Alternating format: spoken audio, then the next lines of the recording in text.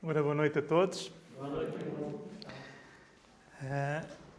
Vamos lá ver se desta vez não cometo nenhuma gafe a insultar os habitantes da Gafanha, nem desta nem de nenhuma outra. E graças a Deus, por aquilo que vocês estão a fazer aqui às quintas-feiras, é interessante, sem dúvida, e o livro de Êxodo, como toda a palavra de Deus, mas de forma particular é um livro riquíssimo e que realmente cada porção que foram vendo, certamente, como é o caso do capítulo 14 que vamos ver hoje, daria para não uma pregação, mas para várias.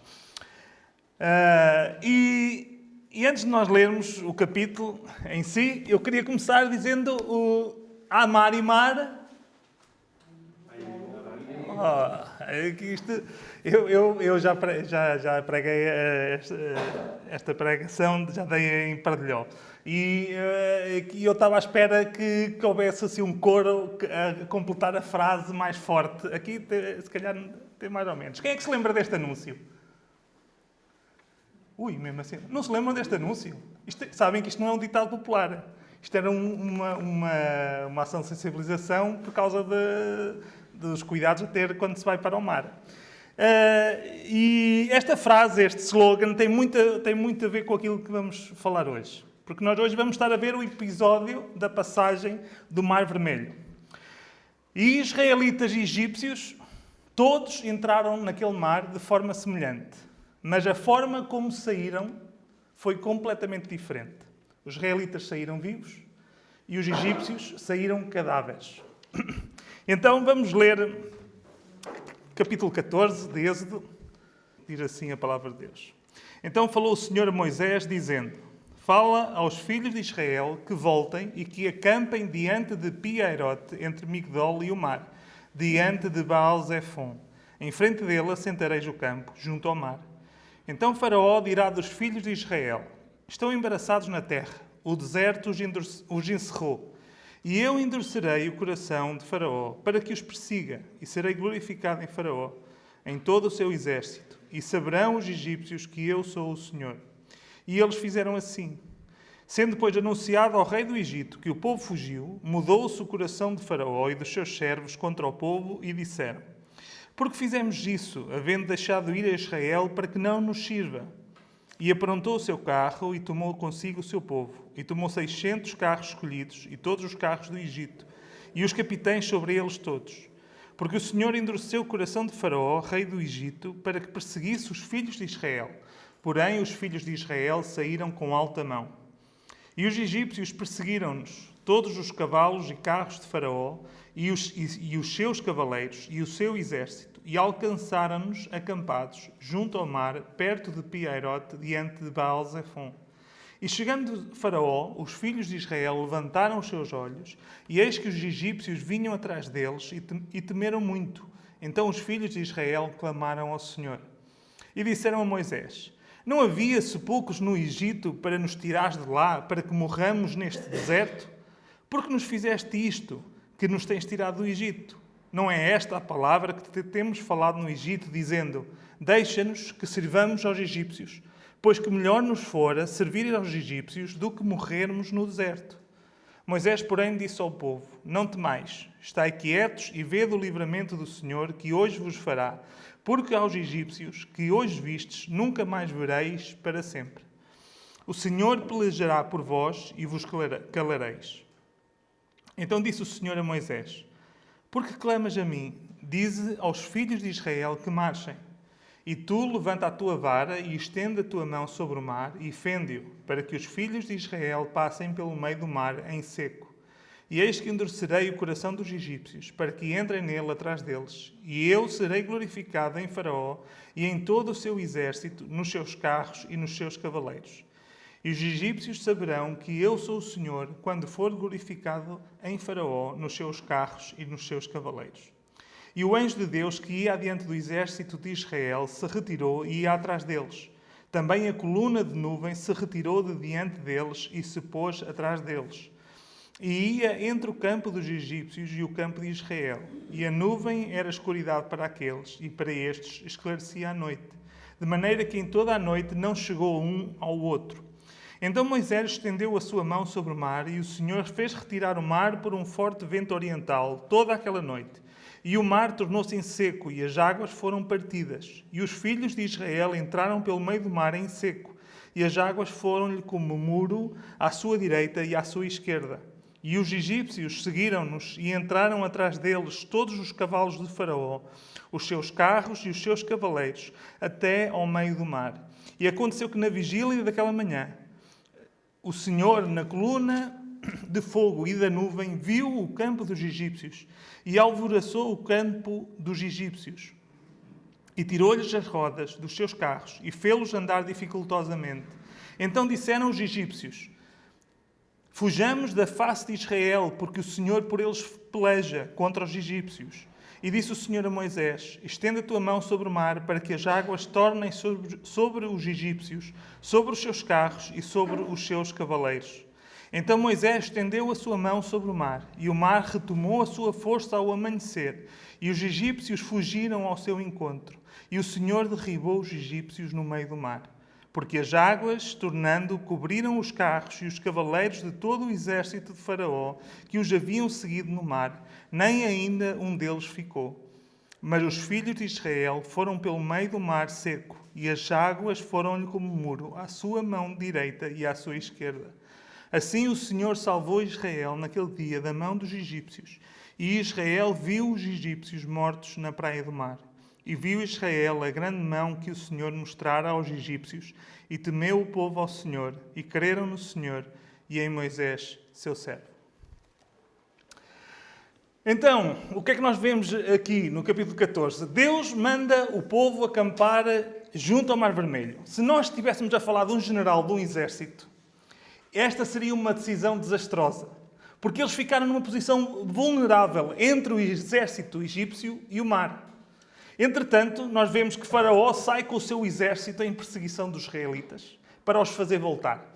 Quando os veem, ele e o seu exército, quando veem os israelitas lá encurralados entre eles e o mar, eles pensam: olha, isto não podia ser mais fácil.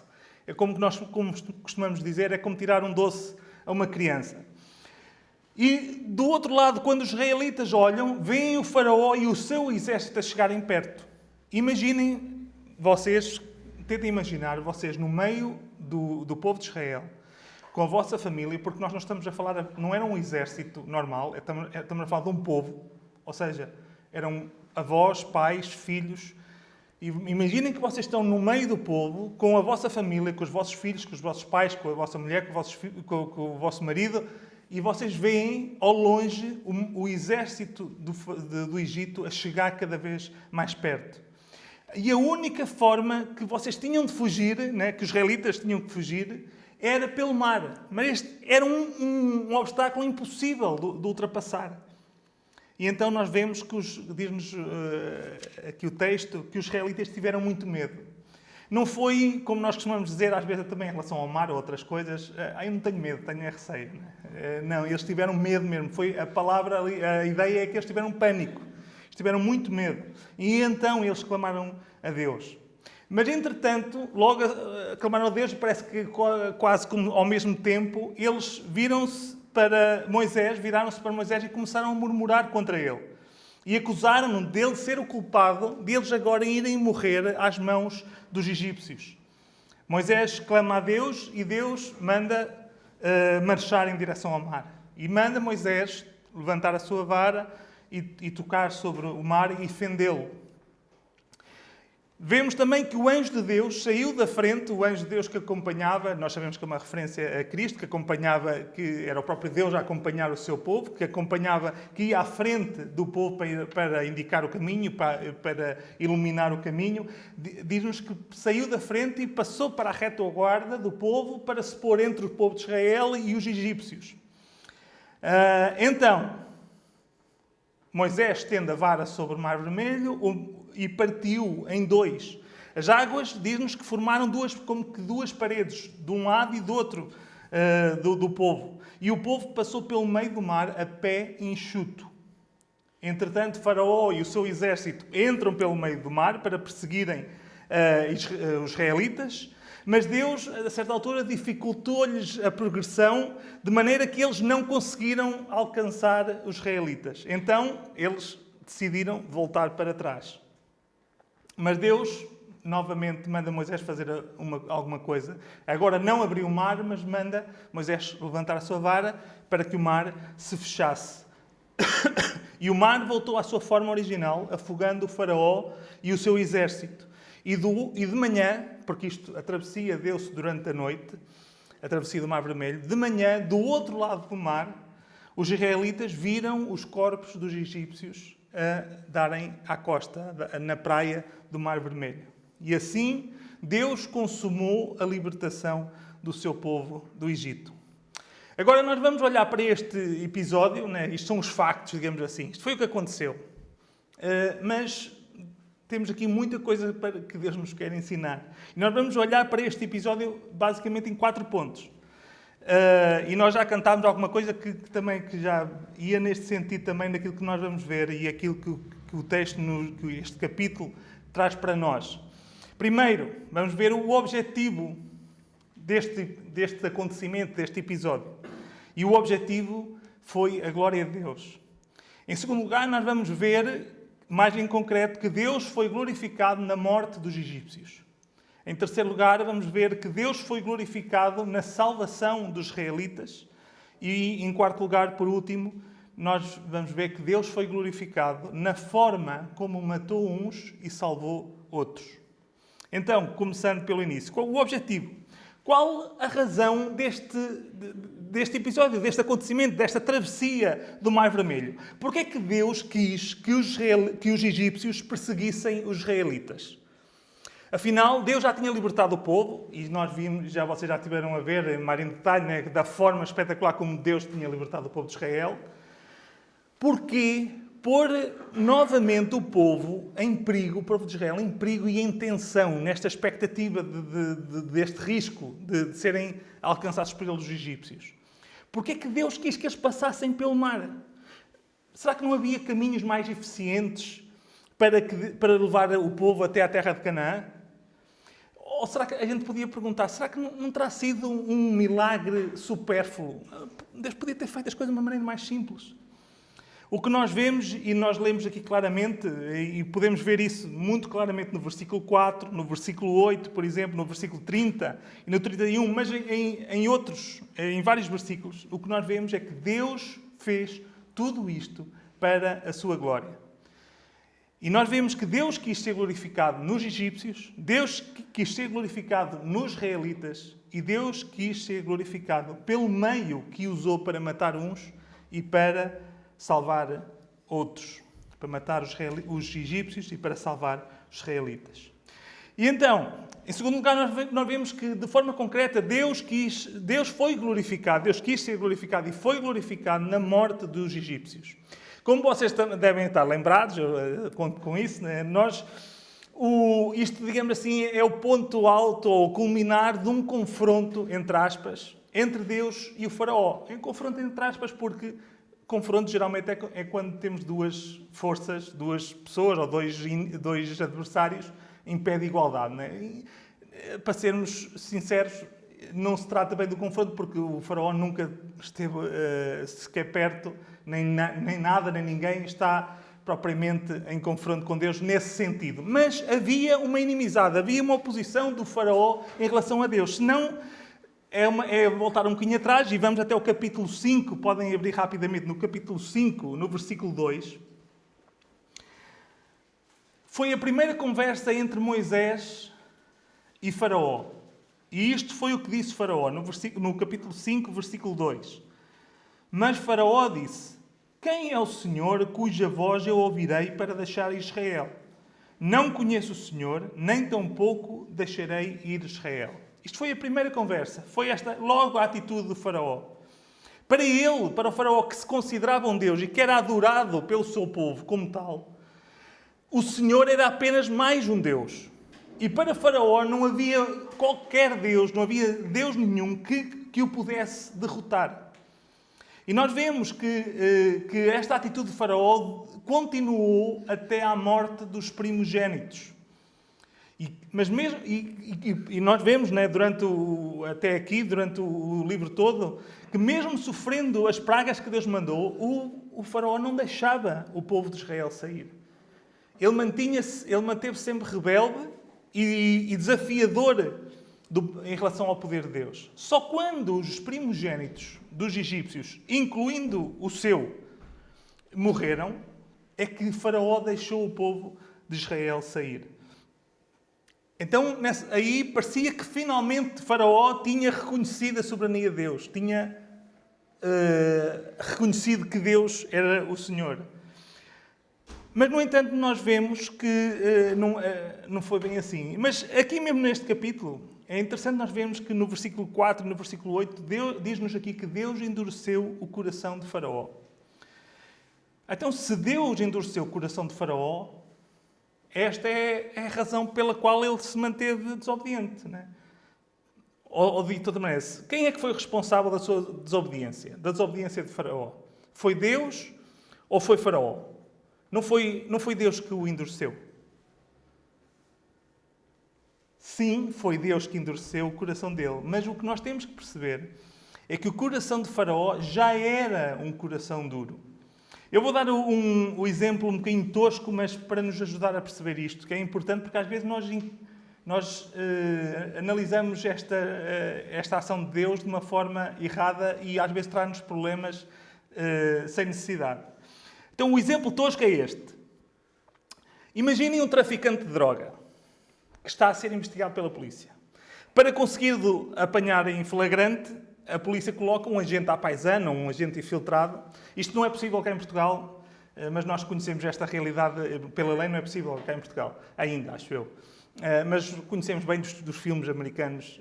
Então a polícia coloca um agente infiltrado que vai propor a esse traficante uma compra de uma grande quantidade de droga e dessa forma apanhar em flagrante o traficante. Neste caso, há um traficante e há um polícia à paisana que propõe comprar droga. Este polícia é responsável pelo crime do traficante. O que é que vocês acham? Podem responder? Não. Não. Agora imaginem que uma pessoa, por exemplo, eu não traficava droga, mas de repente chega um polícia à minha beira e diz: olha, eu quero comprar não sei quantos quilos de droga e eu aproveitava a oportunidade, né? Nunca tinha pensado nisso, mas olha, se calhar está aqui uma oportunidade, olha, vou ver se arranjo e vendo. O polícia, nesse caso, seria responsável por ele ter cometido aquele crime? Aí já teria responsabilidade, porque ele estaria a aliciar alguém que nunca tinha pensado, até aquele momento, em vender droga. E é esta que faz a diferença. Isto para dizer o quê? Deus não endureceu um coração que era mole. Deus não chegou à beira de uma pessoa que era boa e endureceu-lhe o coração. Deus endureceu um coração que já era duro. E sabem como é que Deus endureceu o coração de Faraó? Porque nós às vezes pensamos que Deus soprou qualquer coisa assim, que pôs uma ideia qualquer na cabeça dele. Nós temos essa tendência e Deus não precisa fazer nada disso. Sabem como é que Deus endureceu o coração de Faraó? Simplesmente dizendo: deixa o meu povo ir para que me sirva. Isto foi como nós costumamos dizer, quem acendeu um fogo naquele homem. Israel era a sua propriedade. Era a propriedade dele. Só ele tinha direito sobre eles e a ser servido por eles. Como é que Deus se atrevia a querer que ele libertasse os israelitas para o servirem? Deus endureceu o coração daquele homem quando o mandou fazer uma coisa que ele não queria fazer. E endureceu ainda mais quando o obrigou, porque ele foi obrigado a fazer, ele não queria deixar o povo ir e ele foi obrigado pelo poder de Deus que Deus tinha demonstrado a deixar o povo ir. Então foi desta forma que Deus endureceu o coração de Faraó. Mas no versículo 5 deste capítulo nós vemos que o Faraó arrependeu-se. E assim, a gente à primeira vista, se lesse, só a primeira parte, se lesse a primeira parte do versículo 5, sendo depois anunciado ao rei do Egito que o povo fugiu, mudou-se o coração de Faraó. Mas será que ele se arrependeu de ter escravizado o povo de Deus ou de ter sido rebelde e desobediente para com Deus? Não. Nós, a continuar a ler o versículo, nós vemos. Porque fizemos isto, havendo deixado ir a Israel para que não nos sirva. Ele não se arrependeu do mal que tinha feito, ele arrependeu-se de ter libertado o povo de Israel. Então, o que nós vemos é que, porque o seu coração já era rebelde e orgulhoso, em vez de se sujeitar a Deus, ele ainda se tornou mais rebelde. E por isso ele decidiu perseguir os israelitas, e isto até ao meio do mar. E é neste contexto, nesta oposição do faraó e dos egípcios em relação a Deus, que nós vemos que Deus foi glorificado nos egípcios, demonstrando na prática que só Ele é o Senhor. No versículo 4 nós vemos que Deus levou os egípcios a perseguir Israel e a entrar no meio do mar, para que eles soubessem, sem margem para dúvidas, que Deus é o Senhor. E nós vemos que os egípcios reconheceram isso. No versículo 25... os próprios egípcios reconheceram que Deus é o Senhor. Porque o que é que nós vemos ali no versículo 25? Então disseram os egípcios: fujamos da face de Israel, porque o Senhor por eles peleja contra os egípcios. Eles reconheceram que Deus era mais forte que eles, que Deus era o Senhor. Então eles tentaram, como última opção, fugir naquela altura. Sabemos que tarde demais e de maneira errada. E também, não só Deus foi glorificado em demonstrar em relação aos egípcios que Ele era o Senhor, como que isto também até passou para os outros povos. Vocês, se Deus quiser, hão de chegar ao capítulo 18, mas no capítulo 18, versículos 10 e 11, podem abrir rapidamente, que é pertinho, 18, 10 e 11, porque é interessante a linguagem que... Isto é Jetro a falar, o sogro de Moisés, é interessante a linguagem que ele usa e ajuda-nos aqui em relação aos egípcios também. Então, 18, 10 e 11, diz assim: E Jetro disse: Bendito seja o Senhor, que vos livrou das mãos dos egípcios e da mão de Faraó, que livrou este povo de debaixo da mão dos egípcios. Agora sei que o Senhor é maior que todos os deuses, porque na coisa em que se ensoberbeceram, os sobrepujou.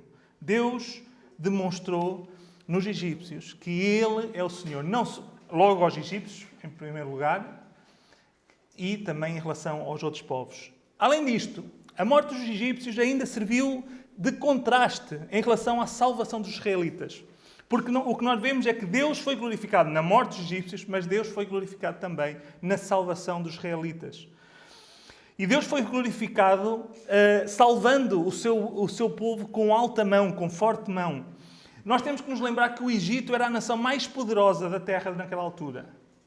E os egípcios usaram todo o seu poder, tudo aquilo que eles tinham ao seu alcance para tentar impedir Deus de libertar Israel. No versículo 8, nós vemos que o poder e a atitude dos egípcios serviram para evidenciar ainda mais o poder de Deus ao libertar o seu povo. O que é que diz o versículo 8? Diz, porque o Senhor endureceu o coração de Faraó, rei do Egito, para que perseguisse aos filhos de Israel, porém, os filhos de Israel saíram com alta mão. Ou seja, o poder e a atitude de Faraó serviu para pôr em relevo, para dar ainda mais brilho à forma como Deus salvou com o seu poder o seu povo. E Deus foi glorificado, salvando os israelitas também, apesar da vontade dos israelitas. O que nós vemos é que, se para endurecer o coração de Faraó, Deus apenas, podemos dizer que empurrou o Faraó na direção que ele já estava a seguir, para salvar os israelitas, Deus teve que fazer exatamente o oposto. Ele teve que os empurrar noutra direção. Porquê? Porque nós, por exemplo, no versículo 11 e 12 que nós lemos, o que nós vemos é que se Deus tivesse deixado os israelitas entregues à sua própria vontade, eles teriam voltado para o Egito. Aliás, o que nós vemos é que eles nem sequer tinham saído do Egito, porque eles tinham dito a Moisés ainda lá no Egito: olha, deixa-nos estar aqui, mais vale nós estarmos aqui do que morrermos depois. Então, se Deus tivesse deixado a salvação deles à sua própria vontade, eles ainda estariam lá no Egito, não estariam agora a passar o Mar Vermelho. E os israelitas já tinham visto as pragas e a forma como Deus tinha forçado o faraó a libertá-los. Nesta altura, isto foi umas horas, um dia, uns dias, poucos dias, depois de terem visto tudo aquilo que aconteceu no Egito, as 10 pragas, a morte dos primogênitos, e logo, passado um bocadinho, eles já estavam a mandar vir com Moisés a querer voltar para o Egito. Mas, no fundo, o que nós vemos é que eles, ao murmurarem contra Moisés, no fundo, eles estavam a queixar-se de Deus. Eles não se apercebiam disso, mas eles não estavam a queixar de Moisés, estavam-se a queixar de Deus. Então, nós vemos que a salvação dos israelitas não se deveu nem sequer à vontade deles, deveu-se exclusivamente, unicamente, à graça de Deus, porque se Deus tivesse deixado à vontade dos israelitas, eles tinham ficado no Egito. Deus também foi glorificado salvando simplesmente Israel. O que é que quer dizer com isto? É que os israelitas não fizeram nada, basicamente. Deus foi glorificado porque foi Ele que fez tudo. Nós vemos ali no versículo 13, 14, no 21, em todo o capítulo, nós vemos que quem fez tudo foi Deus. Os israelitas apenas tiveram que ficar quietos, como nós vemos no versículo 13 e o 14. Eles apenas tiveram que ficar quietos e verem o que Deus iria fazer para os salvar. E depois só tiveram que caminhar. Eles só tiveram que caminhar no caminho que Deus abriu. Deus abriu o mar e eles só tiveram que caminhar pelo meio do mar. E por último, em relação aos israelitas, a Deus ser glorificado nos israelitas. Deus foi glorificado nos israelitas, demonstrando também para eles, para os israelitas, que só Deus é o Senhor. E aqui, tal como em relação aos egípcios, nós compreendemos porque é que Deus quis que eles fossem pelo meio do mar. Porque é que Deus fez aquilo, porque é que Deus não optou por outro caminho. Deus levou os israelitas até ao Mar Vermelho, encurralando-os entre o mar e os egípcios, para que eles reconhecessem que Deus é o Senhor. No versículos 29 e no 30, nós vemos que Deus fez Israel chegar ao outro lado do mar, são e salvos. E os israelitas, viram os egípcios que eles tanto temiam, eles viram-nos mortos ali na praia. Então, no versículo 31, nós vemos que Israel reconheceu que Deus é o único Senhor, porque eles viram o seu poder e então eles temeram ao Senhor e creram no Senhor. É o que nos diz o versículo 31. E em quarto lugar, Deus foi glorificado. Já vimos que Deus foi glorificado, que o objetivo deste episódio, da passagem do Mar Vermelho, foi a glória de Deus. Vimos que Deus foi glorificado na morte dos egípcios e que Deus foi glorificado na salvação dos israelitas. E agora, em último lugar, vamos ver que Deus foi glorificado na forma como matou uns e salvou outros. Porquê? Porque o mesmo mar foi a salvação dos israelitas e a morte dos egípcios. Foi o mesmo mar. E Deus reforçou esta diferença. Antes de nós vermos mais em concreto em relação ao mar, Deus reforçou esta diferença, esta ideia, através da coluna de nuvem, da coluna de fogo e de nuvem. Porque nos versículos 19 e 20, nós lemos: E o anjo de Deus, que ia adiante do exército de Israel, se retirou e ia atrás deles. Também a coluna de nuvem se retirou diante deles e se pôs atrás deles. E ia entre o campo dos egípcios e o campo de Israel. E agora reparem, e a nuvem era escuridade para aqueles, e para estes esclarecia a noite, de maneira que em toda a noite não chegou um ao outro. A presença de Deus com o seu povo era visível. Eles não viam Deus, nem sequer viam um anjo. O que eles viam era a coluna de fogo de noite e a coluna de nuvem durante o dia. Era assim que eles viam de forma visível a manifestação de Deus. E quando Israel estava para começar a atravessar o mar, como nós vimos há pouco, o anjo de Deus e a coluna de nuvem pôs-se entre Israel e os egípcios. E o que nos diz é que a nuvem, esta coluna de nuvem, era trevas para os egípcios, a mesma nuvem, era trevas para uns, mas para os israelitas era luz. Da mesma forma, nós vemos que foi assim o mar.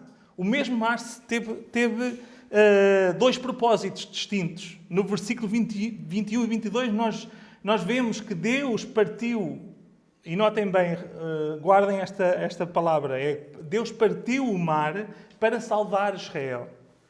Nós vemos que as águas formaram um muro à direita e à esquerda. Aquele era o único caminho para a salvação. Mais uma vez, tentem imaginar o que vocês estão no meio do povo de Israel. O mar abre-se e vocês veem as águas formar dois muros, né? 2 paredes. Atrás vinham os egípcios. O único caminho era em frente, era aquele caminho que estava aberto no meio do mar, porque para os lados era o mar. Que se entrassem, iam encontrar a força do mar normal. Para trás não podiam voltar porque vinham os egípcios. Mas onde havia esta morte pela força do mar, agora havia um caminho aberto. E Israel passou pelo meio do mar seco. Isto foi o que Deus fez para Israel passar. Deus abriu o mar, Deus partiu o mar. Mas no versículo 26 nós vemos que Deus mandou Moisés levantar a sua vara e mandou fechar o mar. E Deus fechou o mar para matar os egípcios. Se abriu o mar para salvar os israelitas, Deus fechou o mar para matar os egípcios. O mesmo mar, mas 2 formas também de entrar nele. Porque Israel entrou como povo de Deus no meio do mar. Entrou no meio do mar pela fé e pela obediência à palavra de Deus, à ordem de Deus. Mas os egípcios entraram no mesmo mar, mas como inimigos de Deus. Eles entraram em rebeldia e em inimizade para com Deus. E nós vemos também o mesmo mar, mas 2 fins diferentes. Nós vemos que dos egípcios, no versículo 28, nenhum sobreviveu. Porque quando Israel passou, o mar voltou à sua força habitual e aquele caminho que tinha sido aberto por Deus fechou-se e os egípcios encontraram a morte. Mas dos israelitas diz-nos que nós vemos que nenhum morreu. E quando eles passaram o mar,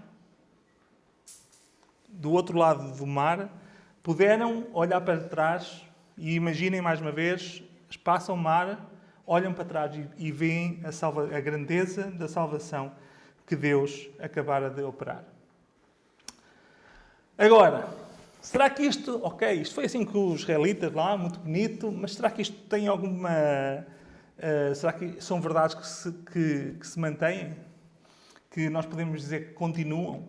Será que estes 4 pontos se aplicam para além daquilo que aconteceu ali no Mar Vermelho? E sim, claramente que sim. Porque a primeira coisa que nós vemos é que a razão de tudo o que acontece é a glória de Deus. Tudo o que existe e acontece redunda ou redundará um dia para a glória de Deus. E nós vemos isso em muitas... Podemos ler muitas passagens, mas no início o Valentim e o João estavam a tocar um coro que diz que é basicamente este versículo, que é Romanos 11:36. Porque dele, e por ele e para ele são todas as coisas. Glória, pois, a ele eternamente. Amém. Tudo o que existe e acontece redunda ou redundará para a glória de Deus.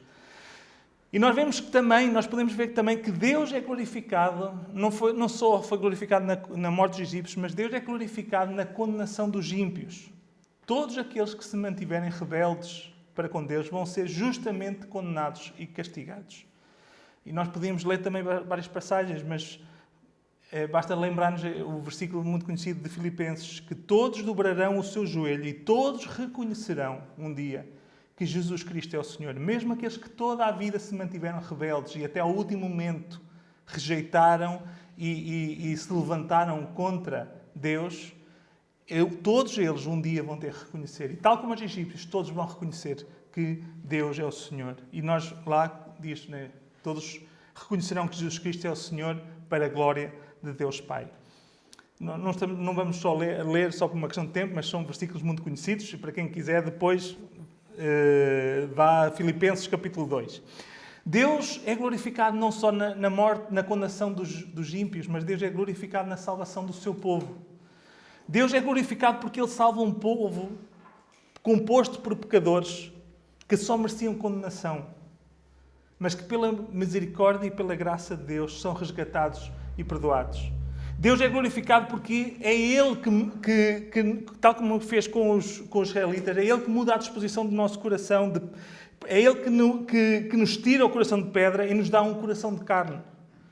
É Ele que muda a disposição do nosso coração, que nós íamos numa direção e Ele nos faz voltar na direção contrária. Porque tal como os israelitas, se Deus nos deixasse entregues às nossas vontades e desejos, nunca deixaríamos o mundo. Nós não pensemos que somos melhores que os israelitas. Se Deus os tivesse deixado simplesmente à vontade deles, eles tinham voltado. Eles não tinham saído do Egito. Se Deus nos deixasse entregue às nossas vontades, aos nossos desejos naturais, nós nunca deixaríamos o mundo. E Deus é glorificado na forma como condena uns e salva outros. Este mar, e aqui encontramos a razão maior para que Deus tenha feito questão de que os israelitas atravessassem o mar. É que aquele mar aponta exatamente para Jesus. Jesus é o mar. E é em Jesus que nós encontramos a salvação ou a condenação. E isto eu gostava de deixar claro e explicar bem. É em Jesus que nós encontramos ou a salvação ou a condenação. Porquê? Porque Jesus é Deus. E Ele veio revelar quem Deus é. Ele veio revelar a graça e o amor de Deus, mas Ele veio revelar também a justiça e a ira de Deus. E a justiça de Deus é um obstáculo infinitamente maior do que aquele mar, do que o Mar Vermelho. E é infinitamente também mais terrível que a força do Mar Vermelho. E nós podemos ver que Jesus é o mar que foi partido quando foi à cruz. E por isso eu pedi para que me reparassem bem na forma como o texto usa a palavra partir. O mar foi partido, foi fendido. Porque só Jesus, só Ele cumpriu toda a justiça de Deus e por isso só Ele pôde pagar pela nossa própria injustiça. Só Ele susteve as águas da ira de Deus, formando duas paredes. Porque Ele suportou sobre si mesmo, a ira de Deus, formando estas duas paredes. Porque Ele suportou sobre si mesmo a ira de Deus. Aquele mar representa, ao mesmo tempo, a justiça e a ira de Deus, que se abateria sobre os israelitas se Deus não tivesse formado aquelas duas paredes. O que nós vemos é que Jesus é este mar mar que foi partido, que formou duas paredes e que susteve a ira de Deus. E só Jesus é o caminho aberto para chegarmos a Deus. Não há outro caminho. Ali os israelitas não tinham como voltar para trás, não tinham para os lados, qualquer uma das opções era a morte. Só aquele caminho os conduzia à salvação. E que Jesus é o mar que salva uns e condena outros, nós podemos ver nas próprias palavras de Jesus. Vamos rapidamente a Lucas, capítulos. É importante só para vermos as palavras de Jesus. Lucas, capítulo 20. Quando Jesus está a falar com os religiosos, Ele diz-lhes isto. Lucas 20, 17 e 18.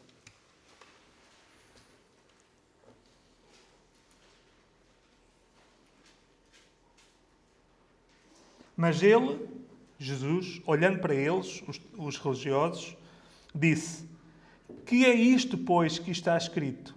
A pedra que os edificadores reprovaram, essa foi feita a cabeça da esquina. Qualquer que cair sobre aquela pedra ficará em pedaços, e aquele sobre quem ela cair será feito em pó. Jesus é a pedra sobre a qual é edificada a igreja e sustentada a igreja. Jesus é esta pedra, mas Jesus também é a pedra que esmagará todos aqueles que se mantiverem rebeldes em relação a Ele, que serão feitos em pó. Em certo sentido, todos nós entraremos neste mar. Uns como seu povo, outros como seus inimigos. E eu gostava de deixar que nós, à partida, somos, expectavelmente, todos crentes aqui. Não conheço todos para saber, e muito menos conheço o coração de cada um. Por isso, isto é sempre um alerta que nós devemos tomar para todos nós e pensar sobre isto.